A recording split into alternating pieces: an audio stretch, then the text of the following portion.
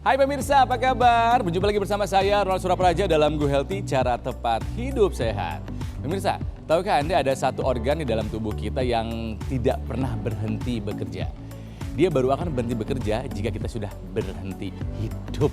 Alias dia akan non-stop ya, bekerja tidak pernah istirahat sedikit pun. Ayo, tebak kira-kira organ apa? Ya, betul tebakannya, ada gambarnya di samping saya, yaitu jantung. Jadi bayangkan betapa pentingnya, betapa vitalnya jantung untuk tubuh kita. Karena fungsinya memompa darah dan nutrisi ke seluruh tubuh. Jadi kita harus menyayangi dan menjaga supaya kesehatan jantung kita terus terjaga. Jadi hari ini kita akan bahas mengenai penyakit jantung, kira-kira apa penyebabnya dan bagaimana cara mengantisipasinya. Nah, ada bersama saya sekarang ada Dr. Putih Sara SPJP, spesialis jantung dan juga pembuluh darah dari Rumah Sakit MMC Jakarta. Hai dokter, apa kabar? Halo Mas Ronald, Iya, baik. Nah dokter Putih, saya punya beberapa gambar di sini yang erat kaitannya sama jantung ya, yang diperkirakan akan membuat masalah jika memang terlalu banyak ya. Nanti dokter tolong bantu saya jelaskan ya kira-kira kaitannya apa ya. Oke. Yang pertama, gula. Apa yang terjadi jika banyak gula di dalam tubuh kita? Ya, gula ini diproses ujung-ujungnya nanti akan menjadi kolesterol. Apalagi gula itu paling susah untuk diprosesnya, untuk dicerna di dalam tubuh kita. Sehingga apabila gulanya tinggi, dia bisa mengakibatkan yang namanya sumbatan di jantung koroner tadi. Atau juga bisa mengakibatkan yang namanya kejadian penyakit diabetes. Jadi kita harus waspada sama gula dong. Oh betul. Sementara kan gula ada di mana-mana. Di Iya. makanan kita, di minuman kita. Iya, apalagi sekarang orang pada suka yang namanya boba ya. Aduh, Minuman gula boba semua itu ya? itu gula semua. Kalorinya paling tinggi. Ujung-ujungnya nanti akan terjadi yang namanya sumbatan tadi, kolesterol naik tinggi. Di balik gitu. nikmatnya satu gelas boba itu ternyata kalau terlalu banyak berbahaya ya. Iya. Berikutnya, apa kira-kira kaitan antara junk food dengan jantung? Nah, kalau junk food ini, dia ini lebih banyak lagi kalorinya. Lebih banyak lagi? Iya. Waduh. Lihat dong, ada roti, ada keju ya, ada lagi juga yang namanya dagingnya, saus-sausannya, belum lagi digoreng gitu ya. Kalau yang namanya deep fried seperti itu tuh kolesterolnya itu makin tinggi, kalorinya makin tinggi. Wah, udah deh ujungnya pasti yang bisa akibat sumbatan tuh di jantungnya nantinya. Kira-kira kaitan berikutnya apa nih? Garam, ada gula, ada garam. Emang garam ada kaitannya dengan jantung? Iya, kalau garam ini dia biasanya kan bikin retensi atau cairan di dalam tubuh. Terutama dia akan bisa mengakibatkan yang namanya darah tinggi. Orang-orang yang darah tinggi itu kita nggak boleh banyak-banyak makan yang namanya garam. Karena dia bisa naikin tuh tensinya. Nah, terus kalau misalnya tensinya tinggi ke jantung emang bisa apa? Ya kalau tensi tinggi ke jantung, lama-lama pembuluh darah jantungnya itu mengalami yang namanya luka ya. Kalau dia luka, lama-lama juga akan terbentuk ngumpul tuh kolesterol lewat, darah lewat, nempel dia di pembuluh darah kita. Oh, nempel. Mampet suatu saat langsung deh. Ujung-ujungnya tersumbat lagi? Tersumbat lagi. Ya ampun, mau gula, mau garam, mau junk food. Ujung-ujungnya membuat pembuluh darah ke jantung tersumbat. Betul. Hati-hati tuh pemirsa. Berikutnya nih, gorengan. Siapa yang tidak suka ini? Aduh, ini yakin sih ada kaitannya sih. Dari minyaknya ya ini ya? Iya, itu dari minyak ya, betul sekali tuh Mas Ronald. Dari minyak gorengan, bahkan kita juga suka tuh gorengan-gorengan yang di abang-abang jalan kan. Iya. Makin enak, makin digorengnya makin mateng tuh, makin banyak tuh minyaknya. Minyaknya lagi-lagi sama kayak junk food, efeknya itu bikin lagi yang namanya sumbatan pembuluh darah lagi juga. Oke, berikutnya. Kira-kira ini kaitannya apa nih? Waduh, ini sih jelas. Ya. Di kemasannya juga ada ditulis ya. Nah, kalau rokok dengan jantung kaitannya gimana nih dokter? Nah, kalau rokok itu sangat berkaitan. Kalau dia ini ada efek yang namanya mengeraskan pembuluh darah kita. Rokok bisa mengakibatkan sumbatan tadi juga. Dia juga bisa mengakibatkan darah tinggi. Tensi kita akan naik. Dari rokok? Dari rokok. Kemudian nadi kita makin cepat. Nah, itu berhubungan semua. Begitu nadi cepat, tensi tinggi, tingkat stresnya makin tinggi. Nah, pembuluh darah kita yang naiknya kan bergerak tuh. Selain dia bergerak, nanti dia sangat gampang bergesek. Bergesek luka, kalau di luar dia luka, di dalam itu tuh luka bikin sumbatan lama-lama. Nyumbat lagi ujungnya.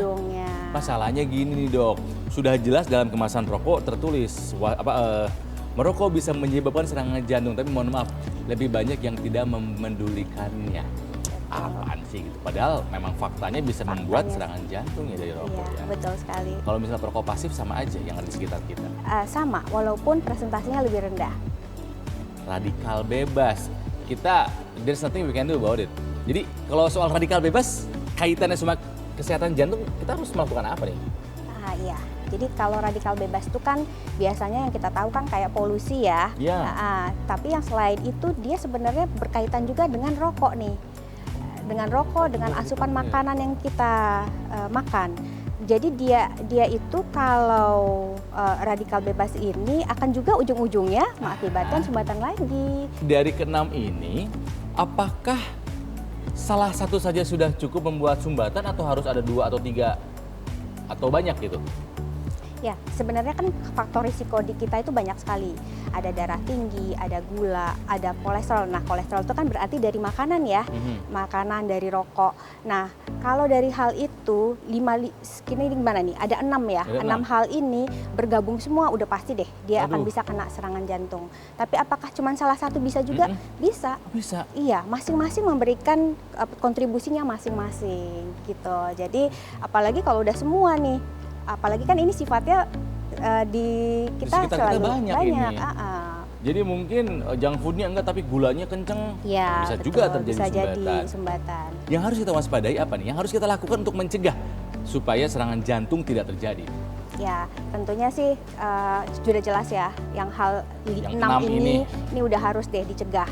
Minimal dikurangi. Kalau rokok sih saya nggak anjurin untuk dikurangi, tapi kalau bisa stop sama sekali. Ayo yang masih merokok pemirsa. Kemudian olahraga teratur 3-5 kali dalam seminggu itu harus dilakukan. Jadi aktivitasnya itu harus ada.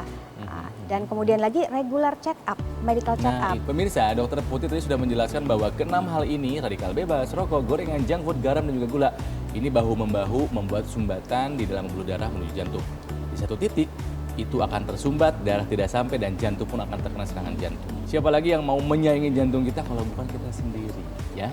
Dokter Putih, terima kasih buat penjelasannya. Oke, sama-sama, Mas Eno. Nah, pemirsa sudah tahu ilmunya, tinggal dipraktekkan sama Anda. Dan kita akan masih lanjutkan berbicara mengenai jantung lebih dalam lagi setelah yang satu ini. Jadi tetaplah bersama kami dalam Gue Healthy Cara Tepat Hidup Sehat.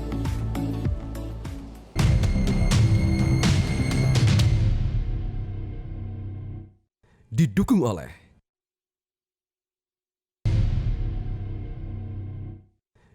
oleh Pemirsa, kita lanjutkan Go Healthy Cara Tepat Hidup Sehat dan masih membahas mengenai penyakit jantung. Jadi dari tadi yang disebutkan oleh Dokter Putih bahwa ada gula, ya, ada garam, ada gorengan, ada junk food, ada rokok, dan juga radikal bebas.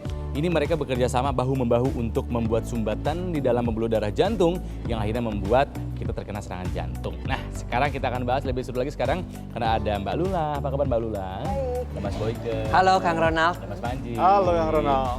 Ini menyeramkan sekali ya kalau Iya, mereka tapi ini- bahu-membahu bekerja sama. Betul kan? Tapi ya. tadi kata Dokter Putih nggak perlu 6-6-nya, cukup satu aja udah bisa membuat tersumbat gitu kan ya. Cukup garam aja pun sebetulnya bisa gitu kan kata kasarnya kan. Tapi kan jarang biasanya kan nggak mungkin lah kalau garam mungkin, doang. betul. Pasti kadang suka ada gulanya Iya, juga. betul. Goreng-gorengan juga. Apalagi Iya. sekarang kan makanan lebih kepada hal-hal yang pengen cepet-cepet, yang instan-instan. Betul. Yang kadang-kadang ada gula tersembunyi, ya pemirsa, ada garam tersembunyi, ya kayak misalnya di sosis, gula tersembunyi yang ada di mie dan sebagainya. Tapi apapun ceritanya, di hidup ini kan ada teknologi. Kalau memang teknologi itu sudah bikin hidup kita lebih mudah, akhirnya kita nggak bergerak, ya. Mari kita cari gimana caranya teknologi membantu hidup kita juga. Iya. Dan teknologi itu adalah, ya mungkin orang taunya adalah teknologi laser. Sejak zaman dulu udah ada, ya tahun 1960-an. Cuman taunya kan mereka paling untuk flek muka, untuk rehabilitasi, untuk Awalnya mata. sih iya ya begitu. seperti Ya. itu. Tapi kan sekarang justru yang terpenting adalah teknologi laser untuk darah. Karena darah itu penting sekali. Dia menentukan nyawa kita. Betul sekali Mas Boyke, dan kalau misalnya dulu nih untuk kita merasakan manfaat dari teknologi laser, kita harus datang ke satu tempat, kemudian kita harus meluangkan waktu, harus disuntik dulu. Tapi sekarang menjadi lebih portable, lebih praktis nih. Cukup digunakan pada pergelangan tangan kiri saja. Ya. Namanya adalah dokter laser. Nah ini apa yang bisa dilakukan oleh teknologi laser untuk darah kita? Jadi Jika sebetulnya darah kita udah kebanyakan garam, gulanya, banyak gorengan, gitu, rokok gitu. Sebenarnya kita mesti mengerti dulu. Tubuh itu kan pintar sebetulnya. Dia punya mekanisme sendiri untuk merapikan apa semua yang tidak benar dalam tubuh kita. Ya. Waktu memang gula kita perlu nggak ya? Perlu lah buat bikin tenaga Energi, gitu ya. Jadi walaupun kayak lemak pun kita masih butuh juga memang lemak. Jadi intinya sekarang bahwa si tubuh ini pintar kok, dia harusnya membakar. Cuma kalau gulanya udah kebanyakan, rokoknya juga di sana, udah macam-macam ceritanya udah repot. Dan pada dasarnya juga darah itu tidak boleh kental. Darah yang kental ujungnya adalah penyumbatan. Dan kita juga harus tahu Lula, kalau dia nyumbatnya di jantung ya tadi Serangan jantung. jantung. Kalau dia di otak ya stroke. Kalau dia di organ keperkasaan, pembuluh darahnya ya gangguan keperkasaan. Kalau dia di ginjal, gagal ginjal. Tergantung tempat di mana dia menyumbat. Itu yang harus Dan kita tidak perhatikan. mungkin cuma satu pembuluh darah Nah, yang betul. jelek, nggak mungkin. Jadi kalau kita memang kan kita makan disebar ke seluruh tubuh, berarti Yes. kalau satu tersumbat, yang lain juga udah sekian persen, Iyalah. sekian persen, sekian persen. Nah, makanya- Nah sekarang teknologi laser ini bantu apa sih? Dia bantu untuk tubuh kita ini dioptimalkan kerjanya. Yes. Kalau bicara berhubungan sama jantung, dia berhubungan dengan yang namanya darah kental. Gimana caranya darahnya tidak kental? Kemudian dia punya mekanisme di mana nanti kalau ada gumpalan diuraikan. Itu mekanisme dari dalam tubuh. Nah, teknologi lasernya itu membuat yang Betul. namanya mekanisme tersebut lebih Lebih optimal Yes. kejadiannya. Jadi makanya ketika kita memanfaatkan dokter laser ini, ketika kita gunakan pada pergelangan tangan kiri kita, nantinya ini lasernya akan menyinari pembuluh darah arteri kita. Supaya ketika aliran darah yang lewat nih bisa menyerap energi laser, kemudian mendistribusikannya ke seluruh tubuh. Supaya apa? Metabolisme tubuh kita menjadi lebih baik, Iya. darah kita juga menjadi lebih encer, gumpalan-gumpalan darah penyebab serangan jantung bisa dibantu diuraikan, dan ya supaya kualitas darah kita bisa lebih baik. Dokter laser disarankan menggunakan 1 hari 2 kali. Pagi hari supaya badan kita menjadi lebih fit, lebih berenergi. Malam hari untuk menjaga tensi kita dan meningkatkan kualitas tidur. Karena dengan menggunakan dokter laser bisa membantu melenturkan dan melebarkan pembuluh darah supaya tensi yang tinggi bisa dibantu diturunkan. Jadi sebetulnya nggak ada yang diubah dalam tubuh Iya. kita. Masukin ya. apa-apa, Nggak teknologi laser ke dalam masukin, tubuh kita, nggak nggak usah masukin. takut sebetulnya. Ini mah kerja tubuh dibikin lebih optimal saja. Betul. Oleh karena itu, pemirsa, bahwa teknologi laser itu dia membantu pada 3 tahapan. Jadi buat mereka-mereka yang memang tuh punya sampai beberapa Ayo, yang mana faktor nih? resiko, jangan sampai kejadian, dicegahnya di situ. Iya.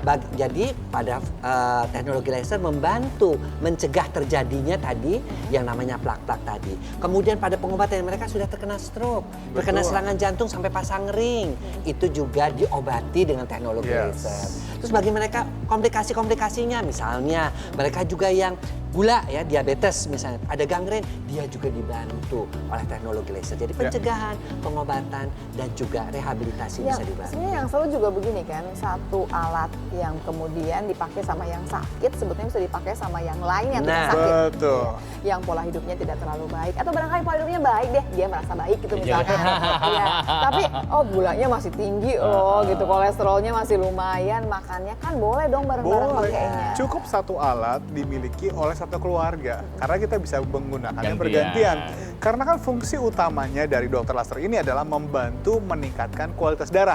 Jadi bukan hanya bagi si penderita jantung, tapi juga bisa bagi orang-orang yang berpotensi kena penyakit jantung. Iya. Seperti diabetes, hipertensi, kolesterol, atau bahkan stroke juga bisa. Jadi makanya bagi Anda pemirsa di rumah, ayo mari kita jaga kualitas darah kita supaya tetap baik, aliran darah tetap lancar, sehingga kita bisa terhindar dari serangan jantung. Oleh karena itu ya, pola hidup adalah pegangan. Obat jika memang dibutuhkan, dan tidak ada salahnya untuk kita melengkapi kesehatan kita dengan memanfaatkan teknologi yang tepat. Yang telah terdaftar resmi di Kementerian Kesehatan sebagai alat kesehatan, dokter laser. Anda bisa menghubungi nomor telepon yang tertera pada layar kaca Anda, atau Anda juga bisa mengunjungi website resmi kami gogomall.co.id, atau Anda juga bisa mencari Gogomall Official yang tersedia pada marketplace online Indonesia. Karena Gogomall telah menghadirkan dokter laser selama lebih dari 8 tahun dan sudah banyak yang merasakan manfaatnya. Sekarang giliran Anda. Oke, terima kasih Mas Panji. Jadi teknologi ini namanya dokter laser. Teknologi laser yang bisa memperbaiki kualitas darah dan juga membuat sirkulasi darah kita menjadi lancar. Nah, di Go Health ini kita selalu menghadirkan teknologi yang bisa membantu kita untuk menjaga kesehatan. Dokter laser untuk darah. Setelah yang satu ini, ada satu teknologi yang mungkin buat Anda yang selama ini merasa sering sakit pinggang, sakit punggung, saraf, kejepit, hati-hati. Ya, tapi tenang, habis ini kita akan bahas seperti apa teknologinya. Tetap bersama kami dalam Go Health, cara tepat hidup sehat.